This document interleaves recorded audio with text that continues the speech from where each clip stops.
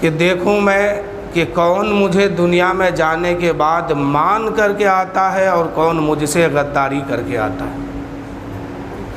جتنے مان لیے وہ تو وفادار ہو گئے، جتنے نہیں مانے وہ غدار ہو گئے۔ اللہ نے جنت بھی بنائی، اللہ نے دوزخ بھی بنائی۔ وفادار بندے کو جنت میں ڈالے گا، غدار بندے کو اللہ تعالیٰ دوزخ میں ڈالے گا۔ اللہ کے رسول صلی اللہ علیہ وآلہ وسلم نے ارشاد فرمایا، جگہ جگہ اللہ کے عذاب کو بیان فرمایا تاکہ بندہ اللہ کے عذاب سے ڈرے، اللہ سے خوف کھائے، اللہ سے محبت کرے، اللہ کی پاکی بیان کرے، حمد و ثنا کرے، اللہ سے محبت کرے۔ اللہ کے رسول جگہ جگہ جو ہے اللہ کے عذاب کو بیان فرمایا۔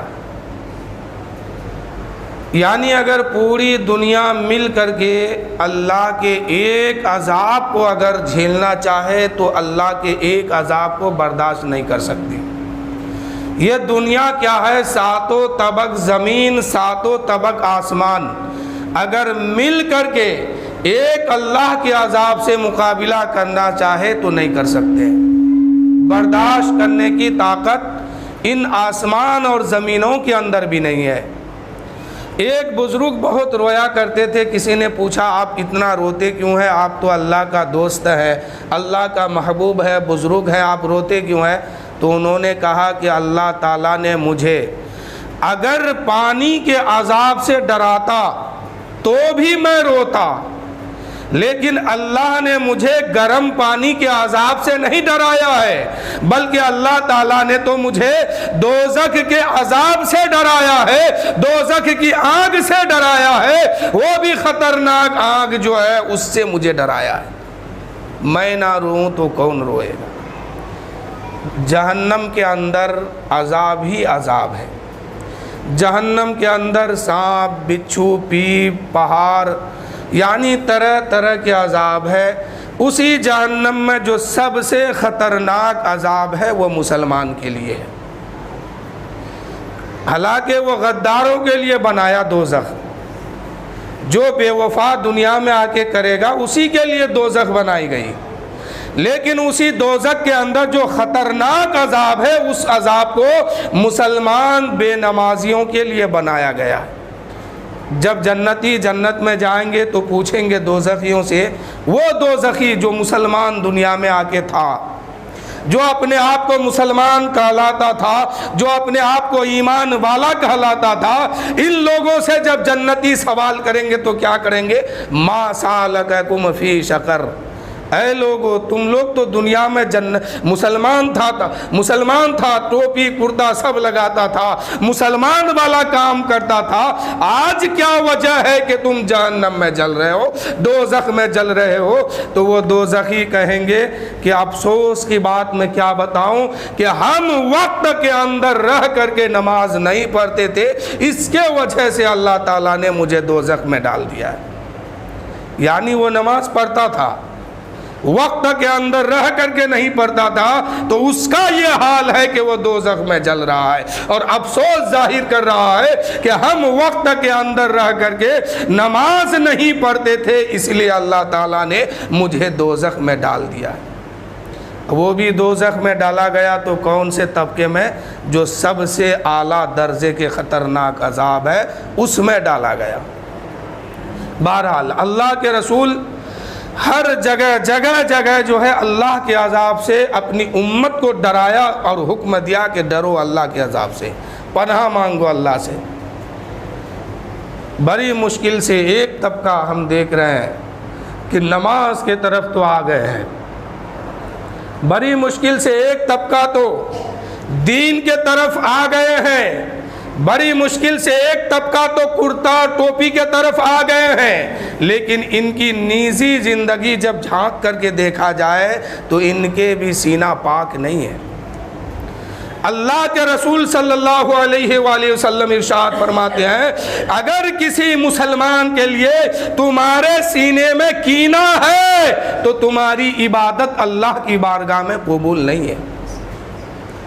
تمہاری نماز، تمہارے سجدے، تمہاری دعا اللہ کی بارگاہ تک نہیں پہنچتی ہے۔ آقا فرماتے ہیں اگر کسی مسلمان کے لیے اپنے دل میں کینہ یا حسد رکھے ہو تو تمہارے سجدے جو ہے تمہارے سر کے اوپر تک نہیں جاتی ہے، اللہ کی بارگاہ میں جانا تو دور کی بات، تمہارے سجدے تمہارے سر سے اوپر تک نہیں جاتے ہیں۔ آج کچھ لوگ گھمنڈ میں ہے کہ ہم دین کا کام کرتے ہیں، ہم اچھا کام کرتے ہیں، ہم نیک ہیں، لیکن میدان معاشر میں جائیں گے جب نام اعمال ہاتھ میں دیا جائے گا تب دیکھے گا کہ میرے اعمال میں کچھ تو ہے ہی نہیں، کچھ تو ہے ہی نہیں۔ وہ نماز، وہ روزہ، وہ عبادت، وہ سجدہ کہاں گئے؟ کچھ بھی نہیں ہے۔ حکم ہوگا کہ تم نے دل کو صاف نہیں کیا تھا، دل کو پاک نہیں کیا تھا۔ جنت میں وہی لوگ جائیں گے جس کا دل ایک مسلمان دوسرے مسلمان کے حسد و کینہ سے پاک ہوں گے، اس کے لیے جنت ہے، وہی جنت میں جائیں گے، اسی کی عبادت قابل قبول ہے۔ بڑی مشکل سے طبقے لوگ دین کے طرف آ رہے ہیں، لیکن دل کا کیا حال ہے؟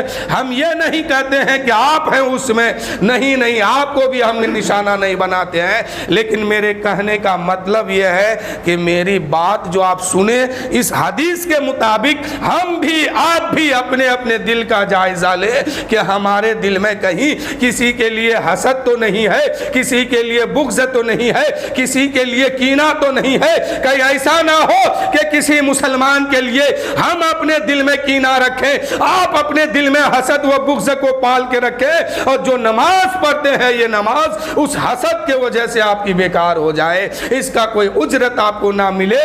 اس بات کو ہر آدمی اپنے اندر سوچ کے دیکھیے، اگر دل ناپاک ہے ان کینوں سے، ان حسد اور بغض سے، تو ان کو سارے فتنے کو دل سے نکال کر کے اپنے دل کو پاک کیجئے، اس لیے کہ ہم یہاں رہنے کے لیے نہیں آئے ہیں، ایک دن ہر حال میں موت ہے، ہم مر کے اس دنیا سے جب جائیں گے ہمارا کوئی کام نہیں آئے گا، نہ حسد، نہ بغض، نہ کینہ، نہ دشمنی، کوئی کام نہیں۔ کام آنے والی کوئی چیز ہے تو ہماری نیکی ہے، ہمارا اچھا اعمال ہے، اچھا سلوک ہے، ہم جو نماز پڑھتے ہیں، ہم جو سجدہ کرتے ہیں، ہم جو تلاوت کرتے ہیں، ہم جو عبادت کرتے ہیں، یہی ہمارا کام آنے والا ہے، باقی وہاں کوئی کام آنے والا نہیں، سب کا تو ہمیں حساب صرف دینا ہے۔ اس لیے ہر آدمی اس بات کو ذہن نشی کیجیے۔ اللہ کے رسول فرماتے ہیں کہ جس کا دل حسد و کینہ و بغض سے مسلمانوں کے لیے پاک نہ ہو، اس کی نماز، اس کا سجدہ، اس کا روزہ، اس کی دعا اللہ کی بارگاہ میں نہیں پہنچتی ہے، یہاں تک کہ اس کے سر سے اوپر بھی نہیں جاتے ہیں۔ حضرت ابو ہریرہ رضی اللہ تعالیٰ عنہ ملک شام کے طرف سے گزر رہے تھے، تو حضرت ابو ہریرہ صحابی رسول ہے۔ اس وقت جو ہے صحابہ دنیا سے رخصت ہو رہے تھے اور شاندار تابعین کی جماعت شروع ہو رہی تھی۔ صحابہ اس کو کہتے ہیں جس نے ایمان کی حالت میں نبی کو دیکھا، اور تابعین اس کو کہتے ہیں جس نے ایمان کی حالت میں صحابہ کو دیکھا۔ تو صحابہ کی جماعت جو ہے دنیا سے رخصت ہو رہی تھی دھیرے دھیرے، اتنے میں تابعین کی جماعت بہترین ایک دور شروع ہو رہا تھا۔ حضرت ابو ہریرہ کا گزر ہوا، تابعین نے دیکھا، ان کو روک لیا، کہا کہ آپ تو صحابی رسول ہیں، آپ ہم سب کے لیے دعا کر دیجئے، اس لیے کہ اللہ کی بارگاہ میں آپ کی دعا قبولیت کی درجہ رکھتی ہے، اس لیے ہم سب کے لیے دعا کر دیجئے۔ حضرت ابو ہریرہ نے بھرے ہوئے مجمع میں کہا کہ میں دعا ضرور کروں گا، لیکن ایک شرط ہے میری۔ لوگوں نے کہا بتائیے، مانا جائے گا۔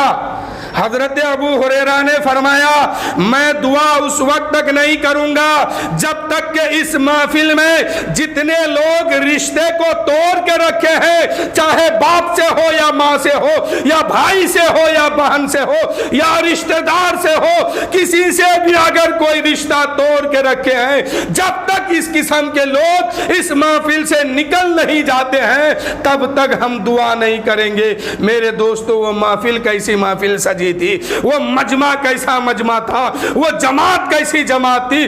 بصرہ کے لوگ ایک دم بھرے ہوئے تھے اس مجمع میں، ایک کوہرام سا مچ گیا، ایک ہلا مچ گیا کہ ابو ہریرہ کا یہ اعلان ہے کہ رشتہ توڑنے والے لوگ جب تک اس محفل سے باہر نہیں نکلیں گے تب تک میں دعا نہیں کروں گا، اس لیے کہ اللہ کے رسول فرماتے ہیں، ابو ہریرہ کہتے ہیں میں نے اپنے نبی سے سنا ہے، میرے نبی کا فرمان ہے جس محفل میں رشتہ توڑنے والے لوگ موجود ہیں، جس محفل میں بھائی بہن سے رشتہ داروں سے رشتہ توڑ کے لوگ ہیں، لوگ وہاں پہ بیٹھے ہیں اور وہ لوگ اگر آمین کہہ دے تو دعا کسی کی قبول نہیں ہوتی ہے، اس لیے پہلے ان لوگوں کو نکال دو۔ قربان جاؤ میرے دوستو، اس محفل پر، اس مجمع پر بصرہ کے سارے لوگ اس میں موجود ہیں، لیکن اس بصرہ کے سارے لوگوں میں سے ایک نوجوان اس محفل سے اٹھا۔ ذرا سوچئے، پورے ملک بیٹھے ہوئے ہیں، پوری بستی بیٹھی ہوئی ہے، پورے علاقے کے لوگ جمع ہیں، لیکن کسی نے کسی سے رشتہ توڑ کے نہیں رکھا تھا، کسی نے کسی کے لیے اپنے دل میں حسد نہیں رکھا تھا، کسی نے کسی کے لیے اپنے دل میں بغض نہیں رکھا تھا۔ قربان جائیے ان دلوں پر، کیسا وہ دل تھا، کیسی وہ نیت تھی، کیسی وہ خیال تھا کہ دل اتنا پاک تھا کہ اپنے تو اپنے بیگانوں کے لیے بھی دل پاک تھا، پڑوسیوں کے لیے بھی دل پاک تھا۔ پورے بصرہ میں سے کوئی اس محفل سے نہیں اٹھتا ہے، ایک نوجوان اس محفل سے اٹھا، اپنے گھر کے طرف گیا، اپنی پھوپھی کا قدم پکڑتے ہیں اور کہتے ہیں اے میری پھوپھی امی مجھے معاف کر دو، میں نے آپ سے رشتہ توڑ کے رکھا تھا۔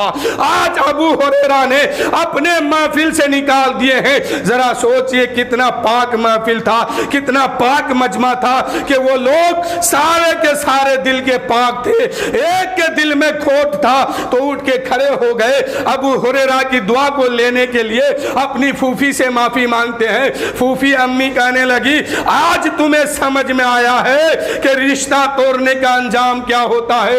اے میری پھوپھی مجھے اب بھی سمجھ میں نہیں آیا، لیکن مجھے ابو ہریرہ نے اپنی محفل سے باہر نکال دیا ہے، ذرا جلدی کرو، معاف کرو، ورنہ ابو ہریرہ کی دعا سے ہم محروم ہو جائیں گے۔ ان کی پھوپھی نے ان کو معاف کیا، مجمع میں آئے، حضرت ابو ہریرہ پھر سے دعا کرنے لگے۔ ذرا دیکھیے ان لوگوں کا حال کیا تھا، وہ لوگ کیسے پاک لوگ تھے، وہ لوگ کیسے نیک لوگ تھے کہ اپنے تو اپنے ہیں، غیروں کے لیے بھی دل میں کوئی کینہ نہیں ہے، پڑوسیوں کے لیے دل میں کینہ نہیں ہے۔ آج ہمارا حال کیا ہے، ایک بھائی دوسرے بھائی کے لیے دل میں کینہ ہے، ایک بھائی اپنی بہن کے لیے دل میں حسد رکھا ہے، ایک بھائی اپنے چچا کے لیے حسد رکھا ہے، بھتیجا اپنے چچا، بیٹا اپنے باپ ماں، یعنی ہمارا دل کدھر سے بھی دیکھا جائے تو پاک نہیں ہے، کسی نہ کسی کے لیے دل میں کینہ ضرور ہے، کسی نہ کسی کے لیے دل میں بغض ضرور ہے۔ ذرا ان لوگوں کو دیکھیے، بصرہ کے سارے لوگ موجود ہیں، سارے لوگوں کا دل اپنے کے لیے، بھائیوں کے لیے، رشتہ داروں کے لیے، پڑوسیوں کے لیے پاک ہی پاک تھا۔ ہمارے ہاں کے ہماری قوم کا آج کیا حال ہے، بیٹا چچا سے جو ہے نفرت کر کے بیٹھا ہے، بھائی بھائی سے کیس لڑ رہا ہے، بھائی بہن سے کیس چل رہا ہے، یہ حال کیا ہو گیا۔ پھر ہم کہتے ہیں آج ہمارا حالت خراب ہے، آج ہم کو جگہ جگہ مارا جاتا ہے، پریشان کیا جاتا ہے، کبھی حکومت کے طرف سے تو کبھی کسی اور کے طرف سے۔ تو میرے دوستو، ہم اگر رمضان کے مہینے میں دن کے دوپہر میں دکان میں بیٹھ बैठ के चाय पिएंगे तो जुल्म हमारे पास नहीं होगा, जुल्म हम पर नहीं होगा तो किस पर होगा? हम रमजान के महीने में दिन के दोपहर में अगर खैनी खाते घूमेंगे, पान खाते घूमेंगे, चाय पीते टहलेंगे तो जुल्म हम पर नहीं होगा तो किस पर होगा? ये भूल जाइए कि हम पर कोई जुल्म करता है, नहीं। आज भी अगर हमारा दिल पाक हो जाए तो अल्लाह हम पर जो है रहम फरमाने के लिए तैयार है। कोई हम पर जुल्म नहीं होगा, लेकिन हमारा दिल ही पाक नहीं है, हमारा दिल ही साफ नहीं है। हम अपने दिल को जो है नापाक कर बैठ चुके हैं। बड़ी मुश्किल से एक तबका तो दाढ़ी टोपी लगा लिया है, नमाजी बन गया है, 5 वक्त नमाजी है, लेकिन मेरे दोस्तों दिल का क्या हाल है और अल्लाह के रसूल की क्या हदीस है? आका फरमाते हैं कि अगर तुम अपने रिश्तेदारों के लिए या किसी मुसलमान के लिए या किसी ईमान वालों के लिए अपने दिल में कीना रखोगे, तुम्हारी तहज्जुद बेकार हो जाएगी, तुम्हारी फजर की जमात बेकार हो जाएगी, हर नमाज बेकार कर दिए जाएंगे। लेकिन ऐसे लोग आज कहाँ मिल रहे हैं? मैं आपसे सिर्फ इतना, मैं आपको निशाना तो नहीं बनाया, लेकिन कहना इतना चाहता हूं कि अगर दिल में कोई नफरत है, इस नफरत को दूर कीजिए, ताकि जो सजदा आप करते हैं इस सजदे का बदला रोज़े माशर आपको मिले। वरना बहुत सारे लोग इबादत करके जाएंगे। कुरान कहता है जिस दिन काफिर अल्लाह के अजाब को देखेगा, वह यक़ूलुल काफिर या लैतनी कुन्तो तुराबा, काफिर जब अल्लाह के अजाब को देखेगा तो दिल में यही तमन्ना करेगा, ऐ काश मैं मट्टी बन गया होता, मैं ख़त्म हो गया होता, मुझे अजाब नहीं होता, मैं अजाब से महफूज हो जाता।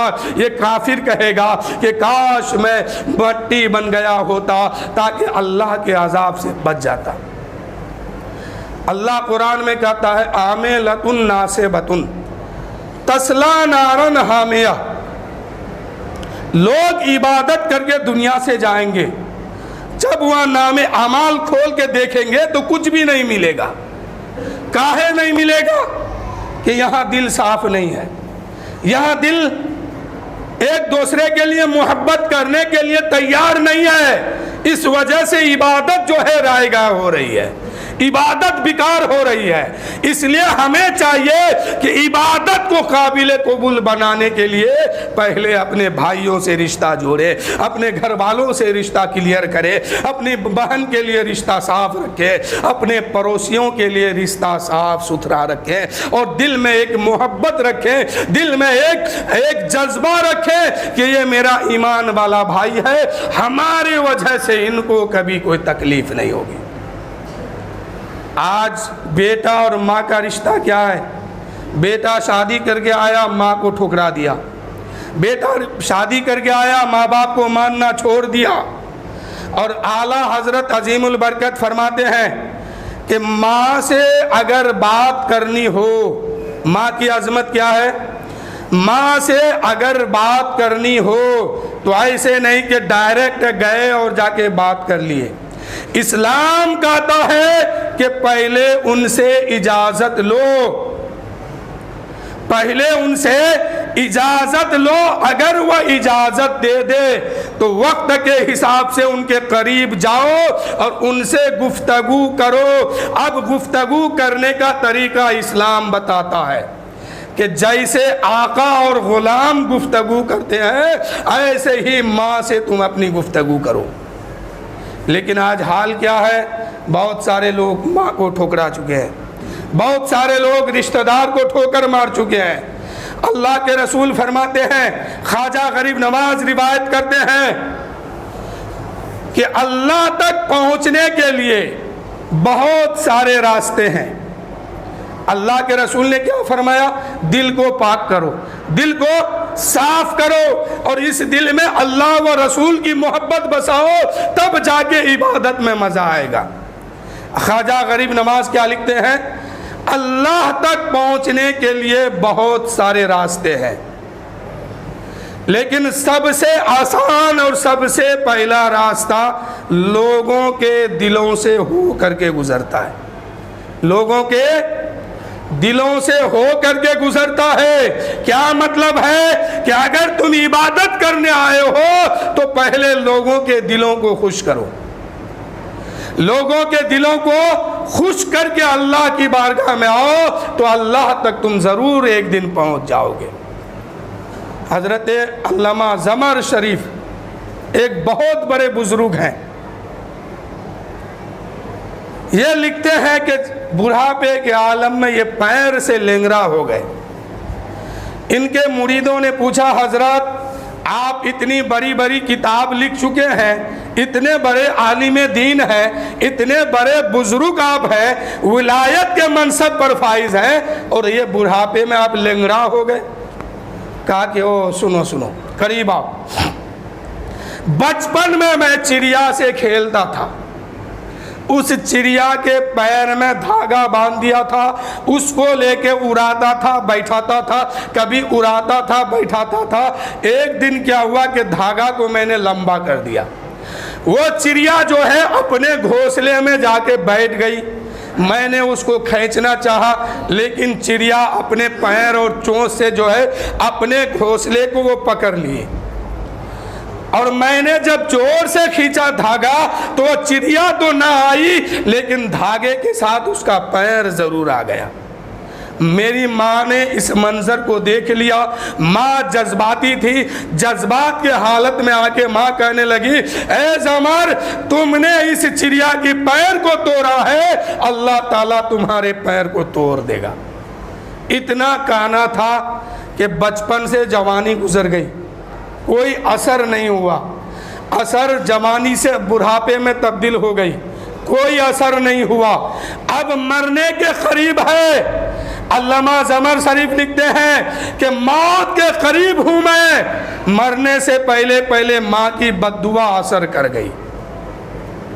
پتہ کیا چلا؟